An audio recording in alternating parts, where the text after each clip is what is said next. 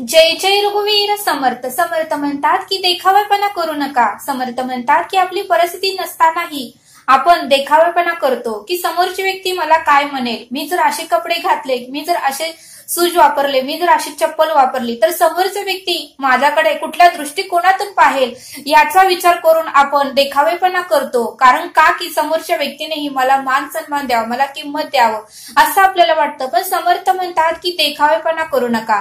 आपण समजा एखाद्या व्यक्तीने जर आपल्याला पार्टीला बोलवलं, कार्यक्रमाला बोलवलं तर आपण म्हणतो की हा ती व्यक्ती श्रीमंत आहे तर आपल्यालाही भारीतले कपडे घालून जावे लागतील आणि मग मात्र आपली परिस्थिती नसतानाही आपण 500च्या ऐवजी 1000 रुपयाचा ड्रेस खरेदी करतो आणि शूज सुद्धा आपण महागातले खरेदी करतो आणि मग त्या पार्टीला जातो। मग समर्थ म्हणतात की देखावेपणा करू नका, आपली परिस्थिती आहे त्याप्रमाणे आपल्याला वागता आलं पाहिजे असं समर्थ आपल्याला इथे सांगतात।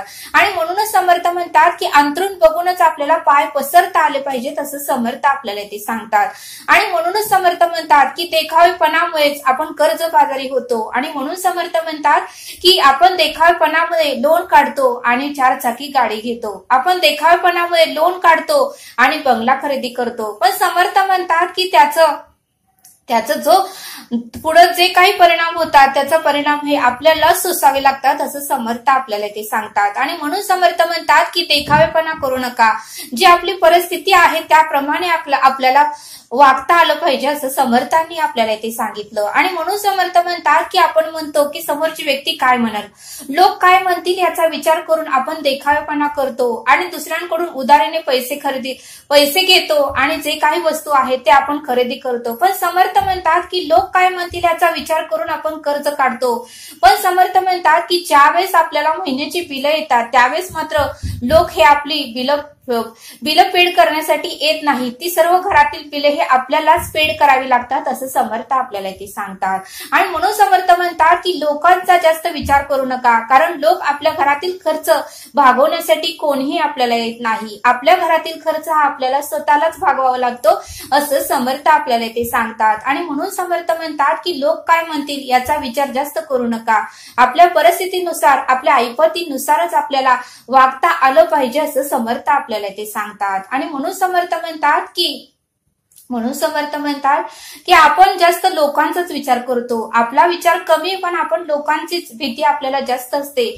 म्हणून समर्थ म्हणतात की लोकांचा जास्त विचार करू नका, आपली परिस्थिती काय आहे, आपण कुठल्या परिस्थितीतून जात आहे, आपल्याकडे इन्कम किती आहे त्याप्रमाणे आपण सगळ्या आपल्या आयुष्याचे निर्णय हे आपल्याला घेता आले पाहिजे असं समर्थ आपल्याला ते सांगतात। पण आपण नेहमी लोक काय म्हणतील याचा विचार करतो, पण लोक आपली परिस्थिती, आपल्यावर आलेलं संकट, आपल्यावर आलेल्या वेदना हे सहन करण्यासाठी लोक येत नाहीत असं समर्थ आपल्याला ते सांगतात।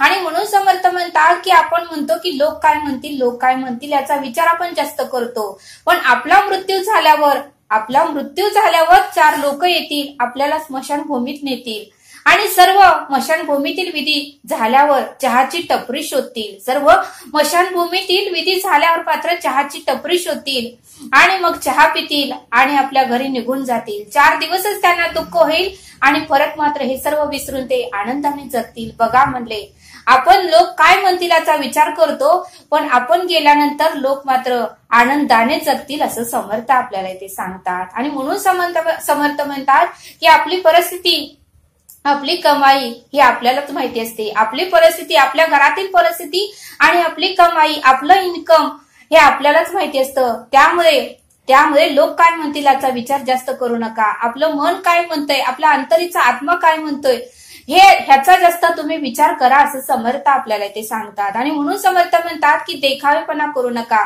देखावेपणामुळेच आपल्याला दुःख, त्रास आणि वेदना आणि अनेक संकटांना सामोरे जावे लागतं असं समर्थांनी आपल्याला ते सांगितलं। आणि म्हणूनच समर्थ म्हणतात की आपली जशी परिस्थिती आहे तसं आपल्याला वागता आलं पाहिजे आणि तसंच आपल्याला बोलताही आलं पाहिजे असं समर्थांनी आपल्याला इथे सांगितलं। तरी आता आपण येथेच थांबू। धन्यवाद। जय सद्गुरु।